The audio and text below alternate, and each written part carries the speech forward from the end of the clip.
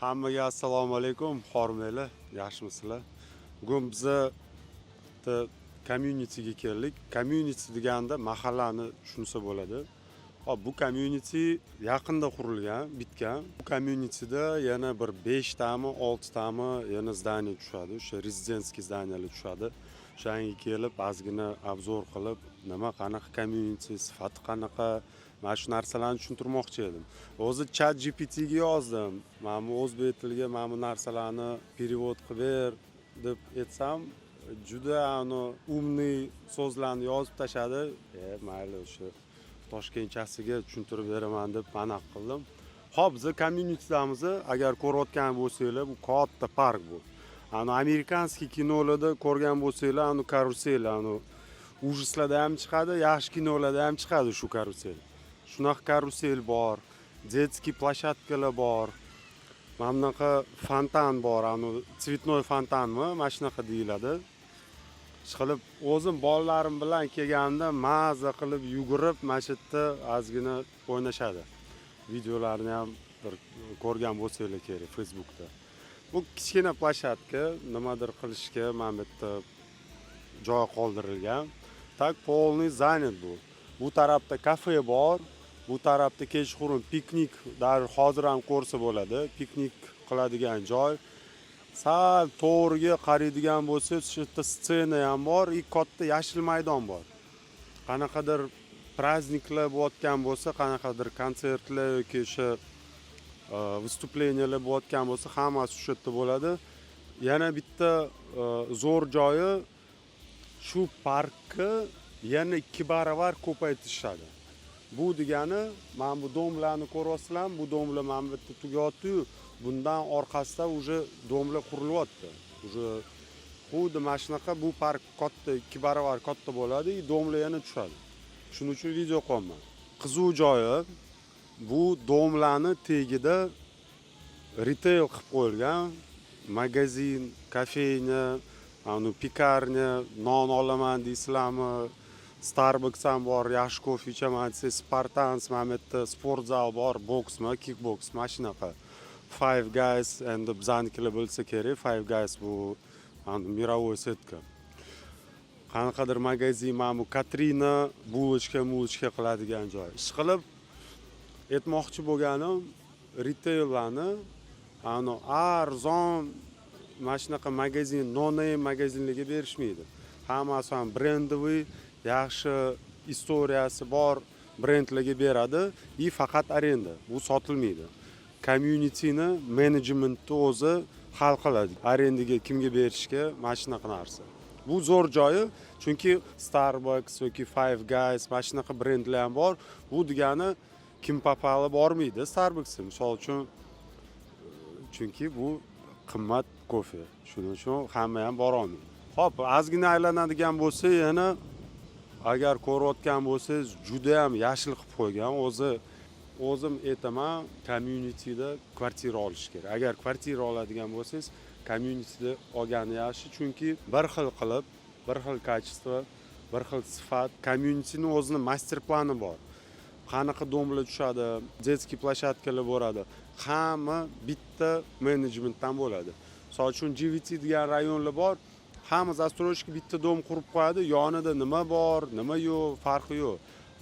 Communityda o'zining standarti bor. Domlarni oralig'i, domlarni balandligi, pastligi, domlarni menejment, kim qanaqa tozalaydi, kim nimaga qaraydi. Mana shu hamma yashil daraxtlar, palmalarni bitta kompaniya o'zi ekib, o'zi qaraydi shularga hammasiga. Xo'p, bu kichkina master plan, imенно mana shu aytayotgan joyimni yonida qurilgan yoki quriladigan domlarni plani. Men aytayotgan dom mana shu bo'ladi. O'zi bu master communityni ichida mana bu yerda retail ham bo'ladi. Bu degani restoran, kafe, magazinlar ham tushadi. Bemalol domdan tushib, kofe ichaman deysizmi, shopping qilaman deysizmi, hammasi mana bu yerda ichida bo'ladi. Har bitta domni o'zini basseyn, o'zini sport zali bo'ladi, o'zini kids play area bo'ladi. Misol uchun nima aytdi, детский plashatka, mana bu yerda ham o'zini plashatkasi bor, mana bu yerda basseyni bor. Mana bu yangi dom, boshlang'ich to'lov $5000. $5000 bilan mana shu uyni booking qilsa bo'ladi, nomingizga o'tadi.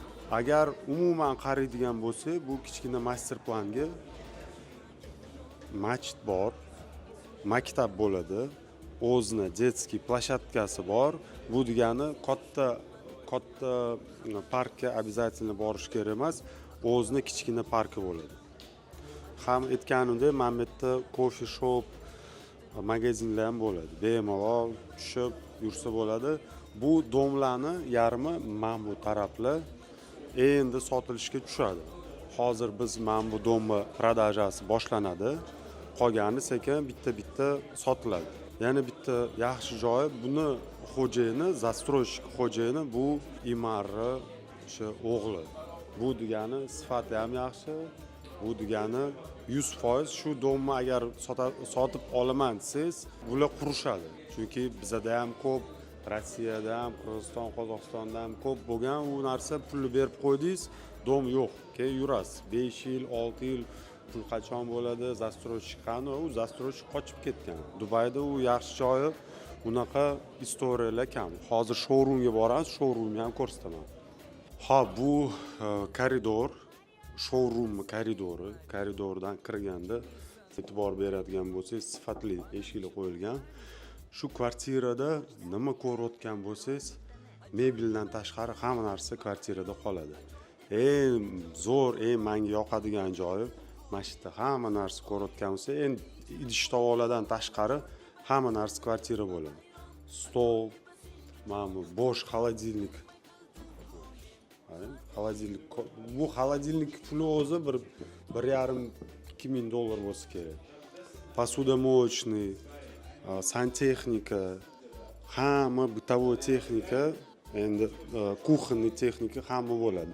Shkop, moplar, podsvetkalar, mana bu stroyniy kuxonniy mebel ham bo'ladi. Bu zo'r joy, chunki mashina o'ziga $10,000 sarflaysiz. Mashina o'ziga. Bu living area deyiladi, endi gostivoy zona. Patologga ko'radigan bo'lsa, bu 3.2 patolog razmer. Aytganimdek, hamma narsa price ichiga kiradi. Da, bu mashitda hamma ko'rayotgan narsani hammasi mashitda bo'ladi. Televizor olish kerak bo'ladi, mebel olish kerak bo'ladi. Bu santexnika, texnika, svet, lustra, musralar hammasi уже narxi ichida bo'ladi. Yana bitta yaxshi tarafi, bu oddiy anaqa bo'lmaydi, bu oddiy stenka bo'lmaydi, bu srazu material bilan tikilgan stenkalar bo'ladi. Hop, ketdik dальше. Постирочная zona, stiralniy mashinka ham bo'ladi. Bo'sh hammasi nevetskiy. Yaxshi tarafi, aniqiga stirkaga qo'ydingiz, yopib qo'ydingiz, ja unaqa shum bo'lmaydi. Bu birinchi spalnya. Menga yoqadigan tarafi bu застройщик. Hozir agar kimdir o'zi qiziqayotgan bo'lsa, Dubai недвижимости oxirgi 2 yilda razmerlar kamayib boryapti. Lekin inshaalloh ular aytayaptiki, biz naоборот shu standart qoldiramiz yoki mana bu kelayotgan proyektning ichida жилой kompleksi biz naоборот kvartiralarni sonini kam qilib, kvartiralarni razmerini ko'proq qilamiz deyapti. Chunki odamlar so'rayapti. Kvartiralar kichkina bo'lib ketyapti, bizga yoqmaydi, yoqmayapti. O'shanga biz shu narsaga keldikki, biz naоборот sonini kamaytirib, razmerlarni ko'paytirmoqchimiz. Faqat kravat qo'yasizlar, qolgan narsa hamma bo'ladi. Stroyniy garderob, zo'r narsa. И dushovoy. Dushovoy ham o'zini agar qaraydigan bo'lsangiz, sifatli materiallar ishlatilgan, sifatli santexnika, kafel, mramor, endi zo'r qo'yilgan. Ranglar ham menga o'zimga yoqadi. Ranglar oxirgi paytda o'sha Dubayni o'zida ranglar juda ham nima desa bo'ladi. Slishki yarki emasdi, sredniy, ko'zni og'ritmaydigan ranglarni tanlashyapti. Ko'p застройщикlar qimmatmi, arzonmi, rangli mashina qilib o'zi toshlarni ishlatishyapti. Ketdi yana bitta. Bu gostivoy gостевой sanuzel. Agar mehmonlar bo'lsa, bemalol kelib, mana bitta qo'llarni yuvib. Bu ikkinchi spalni детский qilib qo'ygan, endi не обязательно детский, o'sha xohlasangiz mana shu yerda o'zi spalni qilib qo'ysa bo'ladi. Sal bu kichkinaroq, chunki balkoni kattaroq bu taraf. Hamma kvartiralar balkonlar bilan keladi. Yaxshi sifatli romlar, yaxshi sifatli material ishlatilgan. Bu spalning ham o'zini garderobi bor, yaxshi tarafi, o'zida dushovoy ham bor. Yana aytganimdek, yaxshi sifatli materiallar ishlatilgan, zo'r, menga yoqadi. Xo'p, narxlarni to'g'risida aytadigan bo'lsam, boshlang'ich narxi $260,000. Bu narxi ichida polniy remont, bitta parkovka, polniy kuxnya bo'ladi. $260,000 srazu to'lash kerak emas. Birinchidan $5,000 booking uchun qilasiz. Booking qildik, sizning nomingizga, keyin 10% to'laysiz. Уже dokument kupla-продажа sizning nomingizga o'tadi. Keyin bundan keyin 6 oy o'tganda 5% to'laysiz. Yana 6 oy o'tganda 5% to'laysiz. Keyin yana 3 oy o'tgandan keyin 10% to'laysiz.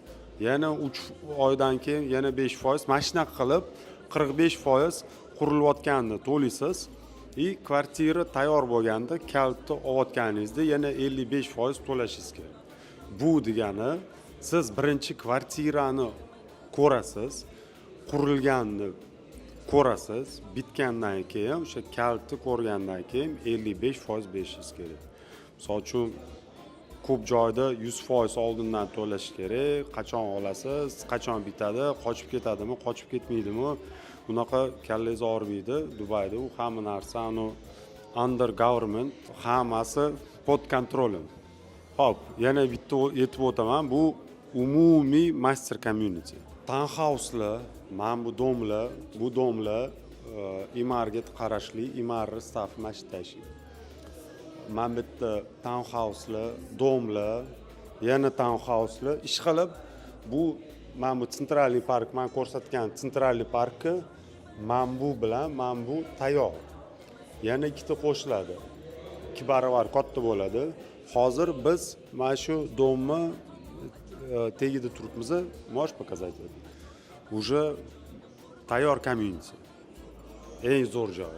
Chunki ko'p odamlar investitsiya qiladi, lekin qat'iy investitsiya qilyapti. U joy tayyormi, tayyor emasmi, qurilganmi, qurilmaganmi bilmaydi. Bu qurilgan joy, odamlar yashayotgan joy, hamma narsa bor. Maktab deysizlarmi, bog'cha deysizlarmi, barber shop, coffee shop, hamma narsa. Bo'ldi, agar siz Dubayda kvartira sotib olaman desangiz yoki arendaga joy qidirayotgan bo'lsangiz, menga murojaat qilinglar. Eng zo'r variantlarni topib sizga berishga harakat qilaman. Sog' bo'ling.